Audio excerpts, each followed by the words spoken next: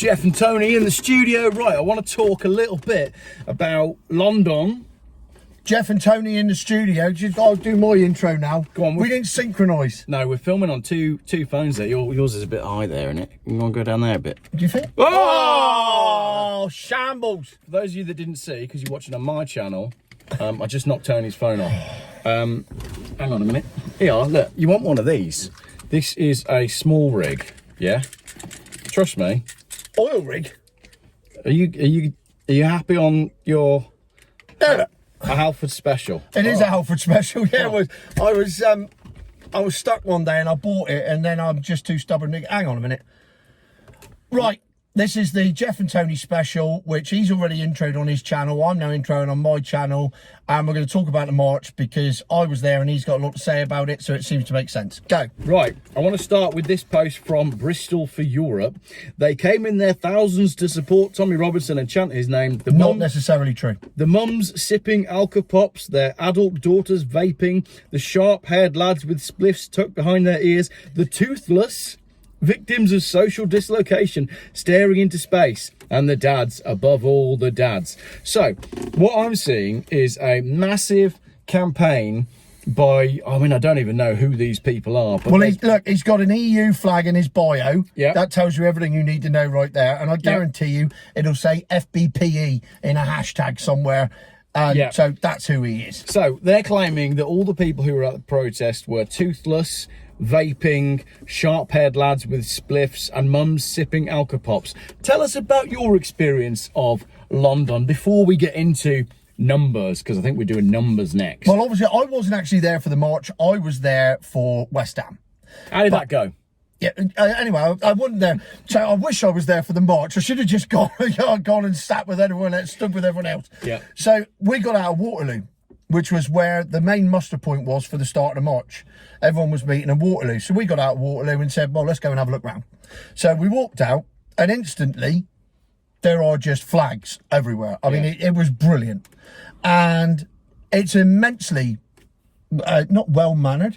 Everyone was in excellent spirits. Yeah. There was no anger on the streets. There was no animosity. It was just people stood around talking to whoever was there. And there's a video that I've sent you of me filming it, so you can see the type of people that were there. We walked up the street to where the main stage was. We couldn't get to the main stage for the start because there was a police cordon. And this lovely lady came over in high-vis vest, and she went, sorry, mate, can you go back the other way? They're going to get shitty if we let any more people through. I mean, yeah, whatever, sweetheart, we're in here to cause problems. And so as I walked up that bit, I seen two proper old-fashioned mods, I would imagine, in their 70s. Yeah. All proper modded up, lovely shiny cherry red DMs on, and just looking really smart. I then seen a load of people from the Harley Davidson Club, and then a load of ex-squaddies, all in full uniform, berets on, smart as a carrot, chests out, and clearly, you know, organising their section of the march. Yeah. And apart from that, it was largely normal people. Yeah. When we got on the train at Exeter, Cranbrook, just outside Exeter, we jumped out the car. This old couple, I say old couple, if you're watching, sorry if I've called you old, you are older than me. Yeah. You're not necessarily old, but I'd say they were in their 60s. Yeah. And they said, oh, you're going to the march? And we said, oh, we're going to go and have a look before we go to West Ham. And they're like, oh, we're going, we're really looking forward to it. And I would say these are the type of people who go down the garden centre on a Sunday. Yeah. And, you know, they probably don't go out for roast. They're not that ostentatious. They probably just cook their own roast at home. And they enjoy nothing more than watching Holby City on a Saturday night. These were the people that were on the march, not what they're saying there. They might even grow their own veg, have an allotment, have a greenhouse. He looked the type, yeah. Yeah, absolutely. So where we've been shown, if I just go over to this photo of the horse and it's got the flare beneath it, and all the people are pushing on there. Now, that's not what I got. Lots of friends that were there, and I watched a lot of the footage. I didn't see much or any of that. Did you? Did you see anything like that? No, I didn't see. I mean, we were at the start, but no, there was nothing. Yeah. And everyone I've spoken to since said there was nothing. It was just.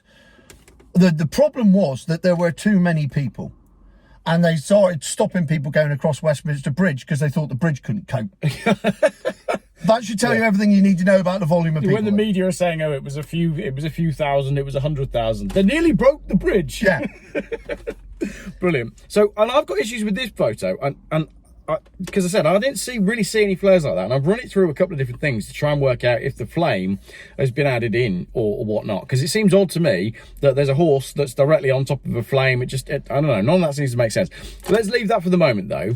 No, while we're on that subject, have you seen the video on Twitter that was helicopter footage of an alleged scuffle taking place, and actual Twitter has fact checked it and gone, this is from the anti-lockdown march in 2021. Amazing. So that is what I suspected, that even if this is from the march at the weekend. Well, no, part of it could be that bit in the background, because if you notice, this is all in sharp focus. He'll put this photo up. Sharp focus at the front, and then soft focus at the back, which could be the photography. But the problem is, with AI, you just don't know what's real anymore. It's getting hard, isn't it? And I've run it through. But what we do know is that what we see with our own eyes. Correct. And when you've got all of these media outlets saying there were 110,000, as I said in my video yesterday, you ask Grok or any AI thing and say, can you tell me how many people are in this video? And the lower estimate that I got from Grok was closer to 400,000. Now, when you read things like this one here from Liz Kershaw, who's a DJ. I hadn't heard of her. But he'd never heard of her. Liz Kershaw used to be on Radio 1. Used to do Drive Time. No, that was Jackie Brambles. Move on. She said, I live up the way from a couple of miles from Westminster. Put my teeth back in. Well, one of them. Yeah. It often becomes a marching ground for protest. I've seen LGTB protests that are said to have been 150 to 200,000. I saw the royal wedding that was reportedly 500,000. What I saw today dwarfed the two of them combined. If I had to guess from my eye alone, conservatively, I'd say 1.5 million. I think it's hilarious now that you've got all of these media outlets that are saying, with some sort of definiteness, it was 110. Yeah. Could you put a number on it? No, because you can't tell. That's the thing. Like, I'm in Waterloo on the ground. I actually stood on a pillar. Yeah.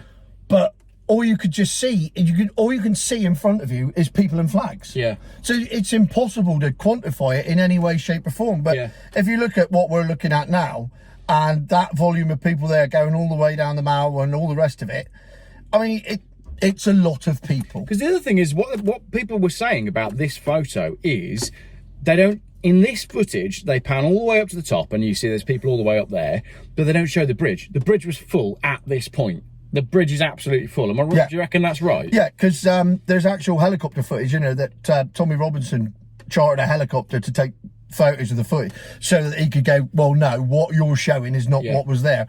That's on, it's on Twitter somewhere. Yeah. And he goes all the way around Westminster and then goes back across the bridge. Yeah. And it's just people as far as the eye can see. So you don't, there's no way of counting it, but you know that it's more people than have been in London for many a year. Yeah. And received a lot less positive press than all the other stuff. So if we flick back over to this one, which was about the comparison between Notting Hill Carnival and Unite the Kingdom. Now, should we play Top Trumps? Yeah, let's play Top Trumps. Yeah, let's go for I'll be Unite the Kingdom. You be Notting Hill. Right, ready? Go. Arrests. How many arrests did you have at Notting Hill Carnival? Just the 528. It was way down on last year, and everyone was very pleased with the outcome. Excellent. Unite the Kingdom was 9. How many arrests or incidents of weapon possession did you have? Again, thanks to Sadiq Khan and his brilliant policies on knife crime, we cut it down to 40. 46 actually. Oh yeah, 46. There's another 6 on there. I'm at 0, none, not 1. What about, I don't know if you can say it, SAs, shall we say? Offences. Well, obviously Notting Hill was a big family day out, big family day out. Family day out. So that's why in a Savile-esque type family day out, there were only 18 offences. Yeah, that's right. Whereas all of these racist thugs that were at gap-toothed racist thugs. See you later. He's gonna hit my car. There was 0 again. Oh. But the mainstream narrative said that your event was a lovely family day out. Thank you very much. Yes, lovely family day out. Whereas Unite the Kingdom was a far-right thing full of racist jobs. What none of the media have discussed is what everybody was there for, which is quite hilarious, isn't it? Not one media outlet has said anything about it. Well, that's the interesting thing, and I didn't realise this at the time, but it was actually a very Christian thing. Yeah. Now, you know, I'm not religious in any way, shape or form, but I was surprised to see people carrying wooden crosses. And even more surprised to see, or no, I didn't see it, but I read a report that said when they got to Westminster, they did the Lord's Prayer. Yeah. And I think this could be the thing that breaks the media, because they go, no, you're meant to be evil. Yeah. How dare you do things that the WI do? Well, I had an email from someone that was arrested he's one of the 9 that was arrested, and he was explaining what happened with him. We've only got to find another 8. We got the set. And we got the lot. Now, his problem was that he was right at the front in the crush and was being pushed up against the police, and then the police started to get very aggressive. And his incident happened when he was pushed so hard by this police officer, and he said he was pushed really hard and he landed on an old black lady. Now, according to the media narrative, there wouldn't have been any black people there because it was a racist protest. I've got to admit, I wasn't counting. Yeah.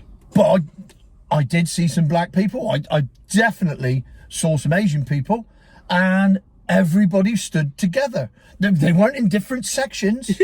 This wasn't South Africa in the 80s. Yeah. This is proper multicultural London. Yeah. But they all feel the same way. Well, that's the other thing. They're trying to pinpoint this on it just being an well, it depends on which media. The Guardian are saying it's anti-Muslim, the Independent are saying it's anti-immigration, and the Daily Express are saying it's anti-Diane. Yeah. The fact is, nobody actually knows. Everyone was there for their own reasons. Yeah, that's right. Yeah, and everyone had their own reasons for wanting to go. Now, that old couple that I met they're not National Front. But there were some people there who thought that, you know, everybody should be deported. There were a lot of people there that didn't think that. Yeah. They were there because they're just fed up. Yeah. So you can distill it down. All those people were there because they know that something is up and there's a problem with the way the country is being run, and we want something to be done about it. There might not be a complete message, but when you've got the likes of Jordan Peterson going, do you know what, this is actually quite important. Oh, I didn't think he didn't actually end up speaking. But when you've got people like him saying, do you know what, the UK is in a real mess in terms of free speech, it feels like we've come to a head and people want somewhere to put themselves to say, hang on a minute, we need to do something here, whatever that might be. Whatever you are in Westminster, we do not agree with you. Yeah. And we do not like the way that you are managing the country. Please change it. That was the overriding message. Yeah. At no point was it, oh, let's just go out and, you know, stab a dinghy and, you know, drown some. There was none of that going on. Yeah, but what the mainstream media can't do is admit that there's a possibility that there were more than 1 million people on the streets of London who were not happy with the government. So what they did instead is they posted a picture of a guy wrapped in an England flag buying an London bargee and say, hey, look at, isn't this hypocritical? It's like, well, you're missing the point completely. It's not about white people, brown people, any of that. It's about people going, the government needs to do something about what's going on in the nation, and the government needs to do something for the benefit of the people instead of constantly pushing everybody down and doing things, implementing policies that are blatantly anti-human. That's what people have had enough with. We don't want to see people locked up for posting a tweet. We don't want to see aid and flipping NHS dentist appointments going as a priority to people who've recently arrived, which we know is happening. People have had enough. Well, he said, you know, good speech, Geoff. You should have been on stage. Well, unfortunately, you're not the world's richest man, so you were fairly saying after that video you did last week, you're getting close. But 803,000 views on a YouTube short, 76 quid. It was a short. It was a short, yeah. No! A bit of video, we might be all right, but it was only a minute long. Damn, if you told me that, I would have bought you coffee. Right, let me just read you this. This is from someone else. I haven't got the whole message here, but this just captures what was going on at the front. I get some air in. I know. I doubt the windows work on this car. No, well, this one definitely doesn't. I gave my VIP passes for myself and my girlfriend to a blind girl who was having a panic attack and a child of a disabled family. This sounds like a BBC trailer where they're trying to tick all the ethnic diversity boxes. Could be watching an advert. Yeah. As the idiot security in high-vis jackets would not allow them through. It was chaos. Even though the street beyond was massive and clear, they could have easily allowed people to go through and alleviate the chaos. There will be a lot more people this time. Police and security drafted in from everywhere in the country, even Scotland and Wales. I've got this gut feeling something's going to happen, maybe multiple, and the media will cover it this time, unlike the previous ones. So it seems to me that all the unrest, all the problems seem to be happening from the way the police were managing things. People were diverted, people were sent different directions, people were moved in and around and hemmed in, and then you've got the fact that the police then ushered in the anti-protest protester to get them in the most sort of volatile positions. It doesn't, from everything I've read, sounds like the crowd mostly were fairly nice, decent, normal people. I obviously have travelled the world with West Ham and been to various football grounds. I know when I turn up and there's people that are looking for a fight. Yeah. You just know. There was none of that. There wasn't even that at West Ham Spurs, mainly because West Ham didn't put up a fight, which just laid down. Yeah. You know, even the Spurs fans were happy. They weren't angry about, well, they wouldn't be angry. They were winning 3-0. They were having a lovely time taking the piss out of us. Yeah. But there was no atmosphere. You know, I've walked out of tube stations before and gone, right, pay attention, boys, we need to get out of here sharpish. Yeah. There's none of that. There was none of that whatsoever. It was just, that wasn't what it was about at all. And a lot of the flags, I didn't realise that it was called the Unite the Kingdom March. Yeah. But I thought what a lovely simple message that is. Yeah. You know, this march is not about division, which is what the media want it to be about. Yeah. It's not. In any way, shape or form is it about division. It's actually about uniting people and saying, look, we all want the same thing. We all want to live in a happy place.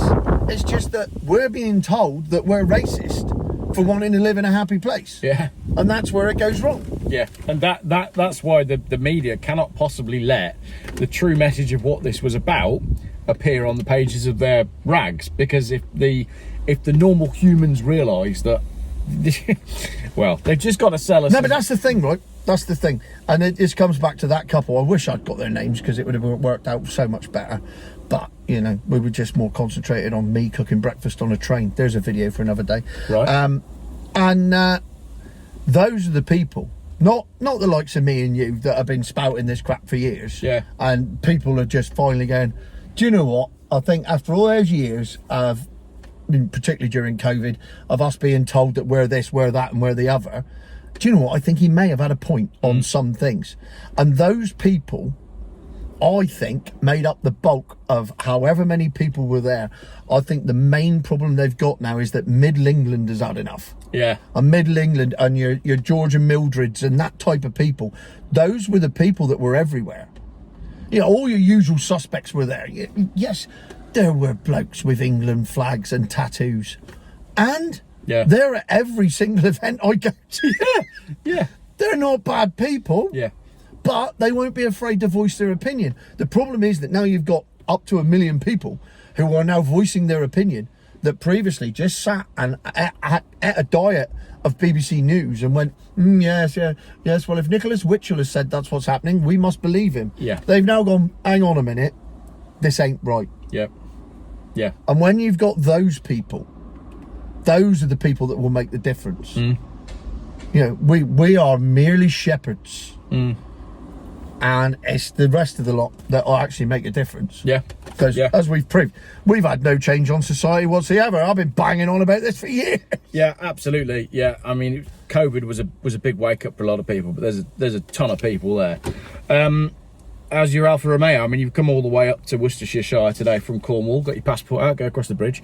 At what point in your journey today, what percentage would you say you were through your journey before your Alfa broke? Can I use decimals? Yeah. 0.5. Right. Literally, I picked Dan up from his house. Dan was coming to collect the car from me, by the way. He just happened to live near Tony and be his mate. So I thought this is an ideal opportunity for me to come up and spend some time with my good buddy and fellow YouTuber, Mr. Geoff Buys Cars. Yeah, I left his house. I drove, I reckon, half a mile. Right. And the engine management light came on. I know what it is. It's the EGR valve. I should have took it out and cleaned it and put it back. I haven't. I've just been turning it off. Right. And I'm going to do it again in a minute. Yeah. And then hopefully I'll have a bit of turbo on the way. It still cruised at a very safe 70 miles an hour all the way up the motorway. It wasn't an issue at all. Yeah. In fact, it stopped me speeding. Yeah, fair enough. Whilst I've got you on speeding, I think we should do a second video. Can we talk about speeding on a second video? Yeah, I got a revelation on that. All right. Next video with Tony, because I got some stuff to say as well. Right. New video. Thanks for watching that one, everybody. By the way. Thanks very much. Hope you enjoyed it. Yeah, stuff. Future my arse.